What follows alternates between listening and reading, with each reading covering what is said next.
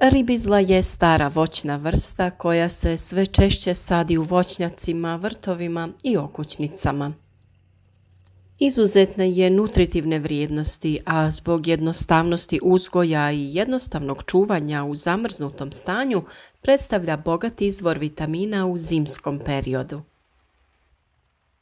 U zadnjih nekoliko godina ribizla je uz aroniju, brusnicu i druge bobičaste voćke tražena zbog sve većeg interesa ljudi za ljekovitim biljkama. Ribizla se ubraja u bobičasto voće i pripada porodici Ribes. Raste u centralnoj i sjevernoj Europi i sjevernoj Aziji. Kod nas su prisutne crvena i crna ribizla. U ovom videu pričati ćemo o načinu razmnožavanja ribizli. Ako to do sada niste učinili, zapratite naš kanal klikom na subscribe i podržite naš rad. Pogledajte naravno i ostale videe i podijelite one korisne informacije sa prijateljima na društvenim mrežama. U jednom od prošlih videa pokazali smo način na koji se orezuju ribizle. To možete uraditi sada u zimskom periodu kada je vegetacija usporila. Pri orezivanju ribizle ostaje veća količina grana od kojih se mogu napraviti reznice za razmnožavanje. Ovo je samo jedan način razmnožavanja gdje je dosta velika šansa za uspjeh. Pored ovog načina imamo i one klasične načine razmnožavanja kao što su razmnožavanje položenicama ili dijeljenjem matične biljke. Kod svih načina razmnožavanja biljka se lako ukorijeni i vrlo je jednostavna za razmnožavanje. Na vama je da izaberete način koji je vama jednostavniji u ovisnosti od starosti grma. Ako nemate puno reznica, možete primijeniti neki od sljedećih načina. Ribizlu jednostavno možemo razmnožiti ako potrpamo kompletan izdanak pod zemlju ili ako potrpamo samo njegov dio, te ako izdanke iznad tla prekrijemo zemljom. Ako izdanak prekrijemo zemljom, na svakom pupu razviti će se izdanak koji će se ukorijeniti.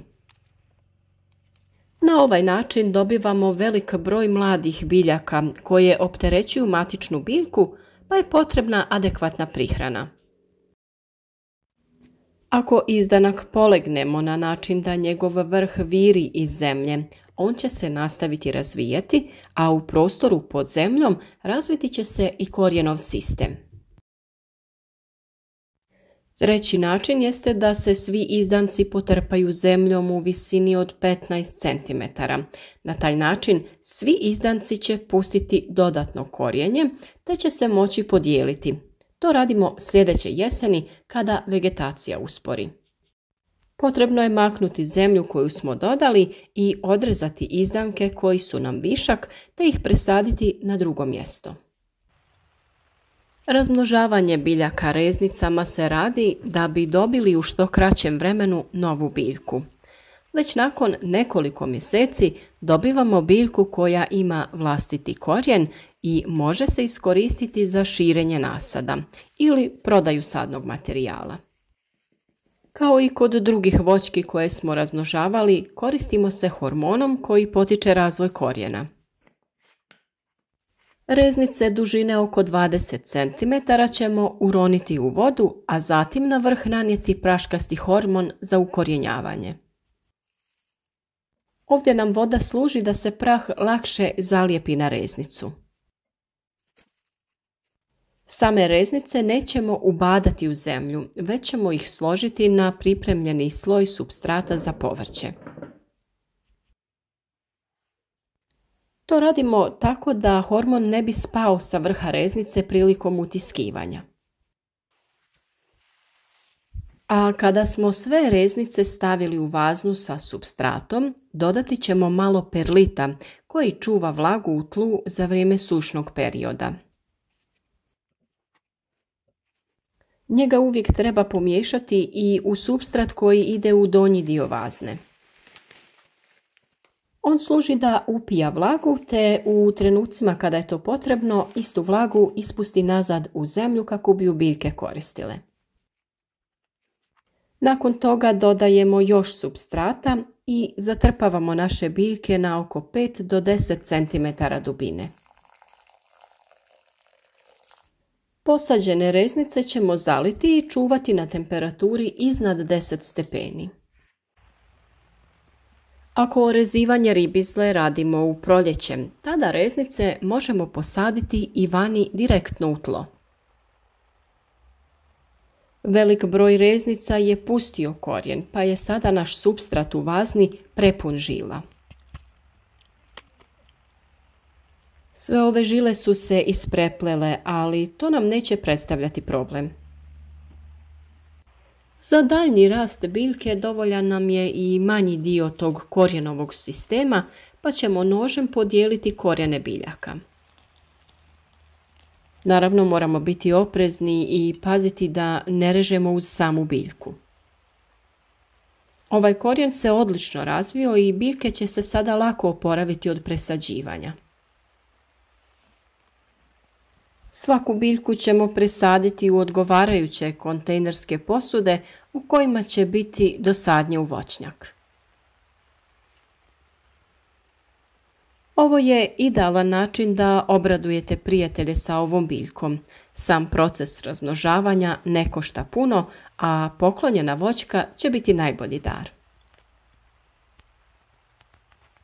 Ribizla se smatra ljekovitim voćem, a napitak i čaj od ribizle jako je uspješan pri liječenju prehlade zbog obilja vitamina C. Ribizla također ima i ljekovito svojstvo. Ona štiti krvne sudove, sprječava i liječi dijareju, utiče na dugovječnost, pomaže kod slabokrvnosti i iscrpljenosti. Koristi se i u borbi protiv reume, a smatra se prirodnim laksativom jer pospješuje rad crijeva. Također pomaže u liječenju raznih infekcija te bubrežnih tegoba. Upravo zbog svega tog navedenog, ljudi bi trebali imati ovu biljku, a naročito što je vrlo jednostavna za uzgoj i održavanje. Ono što je važno jeste da reznice uzimate sa zdravih i dobro razvijenih izboja koji na sebi nemaju tragova bolesti niti su oštećeni od štetnika. Preporučuje se korištenje oštrog i čistog vrtlarskog noža kako ne bi došlo do nagnječenja stabljike prilikom uzimanja reznica. Zrele reznice uzimaju se u kasnu jesen, zimu ili rano proljeće, a koriste se zreli jednogodišnji izbojci nakon otpadanja lišća. Najbolji su oni središnji i bazalni dijelovi izbojaka. Dužina reznice treba da bude od 10 do 25 cm. Posebnu pažnju treba posvetiti i načinu reza. Donji rez treba biti ravan i odmah ispod pupa, a gornji rez treba biti kos i nalazi se iznad pupa. Ovako pripremljene reznice mogu da se vežu u snopove do 50 komada. Ovi snopovi se potrpaju rahlom zemljom ili pijeskom na dubinu od 20 cm, a na proljeće se vade i sade na otvoreno. Kao i uvijek, nadamo se da vam je i ovaj video bio od koristi i da će vam olakšati uzgoj vaših ribizli. Pišite nam koje voće uzgajate i u kojoj državi. Puno nam znači kada imamo informacije o našim pratiteljima. I uvijek želimo proširiti i naše znanje o biljkama koje se uzgajaju u drugom dijelu svijeta. Hvala vam što ste s nama i nadamo se da ćemo proširiti naš kanal kako bi bio raznolik i pomogao ljudima diljem planete. Ako vam se sviđa ovo što radimo i želite biti u toku sa radovima, zapratite naš kanal klikom na subscribe i označite zvonce da bi dobili obavijest kada objavimo neki novi video.